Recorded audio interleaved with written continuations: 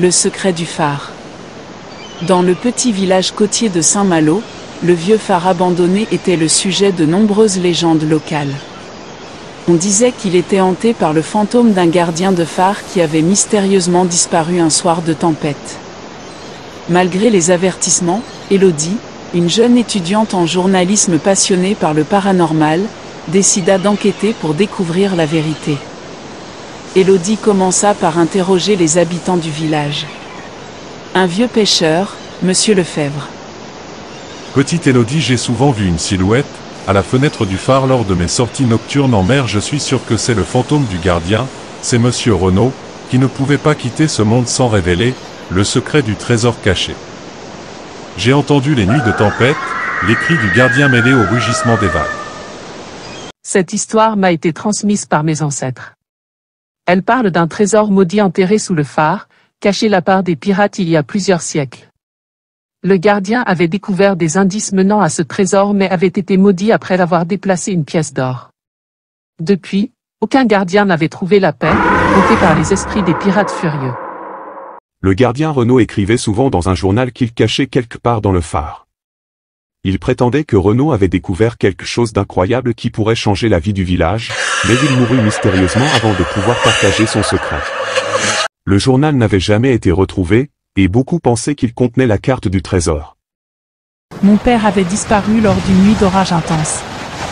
Elle était petite à l'époque et se souvenait avoir vu son père sortir avec une lanterne vers le phare, disant qu'il devait protéger quelque chose. Il n'était jamais revenu, et le lendemain, la porte du phare était ouverte, la lanterne brisée gisait sur les rochers en contrebas. Chaque personne qu'elle rencontrait lui racontait une version différente de l'histoire du phare. Elle nota tous les récits, cherchant un élément commun qui pourrait la mener à la vérité. L'ancien maire du village, Monsieur Dubois, lui confia que le phare renfermait un secret bien gardé, mais refusa de lui en dire plus. Intriguée, Élodie se rendit au phare une nuit de pleine lune, équipée de sa caméra et d'un enregistreur sonore. Alors qu'elle explorait l'intérieur du phare, elle entendit des bruits étranges venant de l'étage supérieur. Son cœur battait à tout rompre tandis qu'elle montait lentement les marches. Soudain, une voix murmura à travers le vent, la faisant sursauter. Arrivée en haut, Élodie découvrit une vieille radio émettant des sons statiques. En ajustant les fréquences, elle capta une voix faible qui semblait répéter une séquence de chiffres. Elle nota rapidement la séquence, réalisant que c'était peut-être la combinaison d'un coffre caché quelque part dans le phare.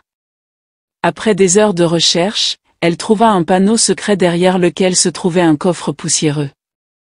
À l'intérieur du coffre, Élodie trouva des journaux intimes appartenant au gardien disparu, révélant qu'il avait découvert un ancien trésor sous le phare mais avait été trahi par un ami jaloux qui voulait le trésor pour lui seul.